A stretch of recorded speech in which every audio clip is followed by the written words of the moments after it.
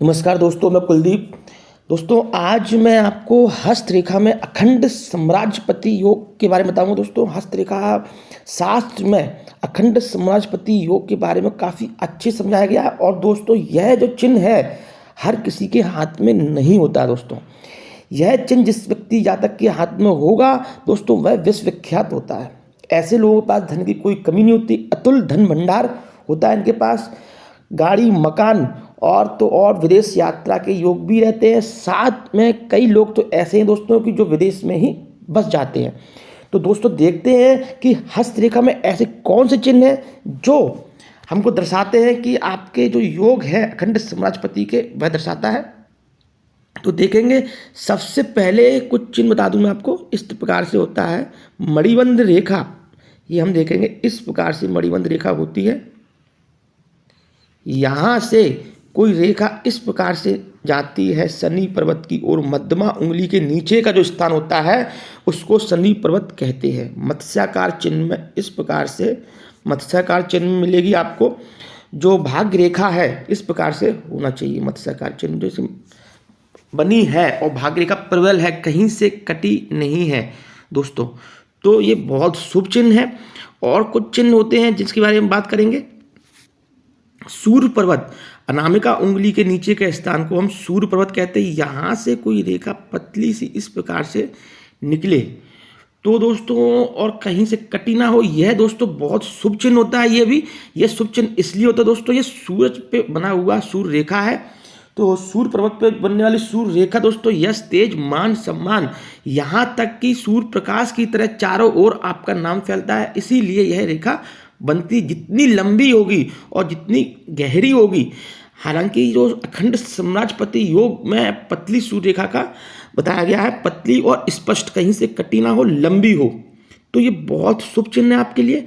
आपका काफ़ी नाम होगा और जिस क्षेत्र में भी आप काम करेंगे वह आपको काफ़ी उचित धन लाभ, दिन दुगनी रात चौगुनी कराएगा दोस्तों। तो देखते हैं, जिस व्यक्ति के हाथ में बुध पर्वत इस प्रकार से होता है, यहाँ से एक रेखा इस प्रकार से पतली सी जाती है चंद्र पर्वत से होती हुई बुध पर्वत तक दोस्तों, ये भी एक अखंड साम्राज्यपति योग की निशानी है। मतलब जो कुछ चिन्ह मैं आपको बता रहा हूँ दोस्तों, ये सारे चिन्ह अखंड साम्राज्यपति योग में देखे जाते हैं, तभी यह पूरा चिन्ह माना जाएगा। और कुछ जो है, इसको सूर्य, शनि और शुक्र पर्वत पूर्ण तरह से विकसित होने चाहिए दोस्तों, तो उसके साथ ही यह शुभ चिन्ह पूरा माना जाता है। अब देखेंगे सूर्य पर्वत कैसा होना चाहिए। सूर्य पर्वत यह है दोस्तों, यह फूला हुआ हो। बुध पर्वत यह है और शनि पर्वत यह है दोस्तों।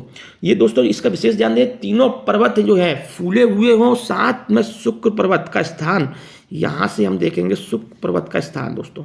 ये शुक्र पर्वत, बुध, सूर्य, ये सब फूले हुए होने चाहिए। हल्का मतलब उठे हुए हों, पिचके हुए पर्वत ना हो।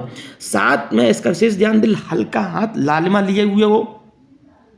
ऐसे जातक जिस व्यक्ति का इस योग में जन्म होता है, वह अपने जीवन में समस्त प्रकार के ऐश्वर्य तथा भोगों को भोग करता है, अपने कार्यों में विश्व विख्यात होता है। ऐसा व्यक्ति उच्च स्त्री, समाज सुधारक, देश नेता, किसी विशेष क्षेत्र में विशेषज्ञ, साहसी और पराक्रमी होता है दोस्तों।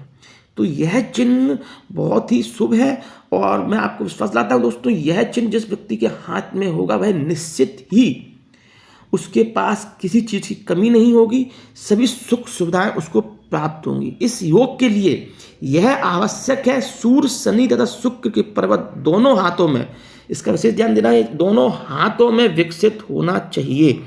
अगर लेफ्ट हैंड में है, महिला है तो लेफ्ट हैंड देखे, पुरुष है तो राइट हैंड देखे।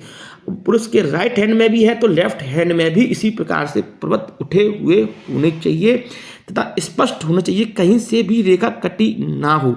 साथ में बता दूं मैं आपको दोस्तों, स्क्वायर का चिन्ह जो बनता है इस प्रकार से बनाते हैं हम, तो स्क्वायर शेप में हाथ नहीं होना चाहिए।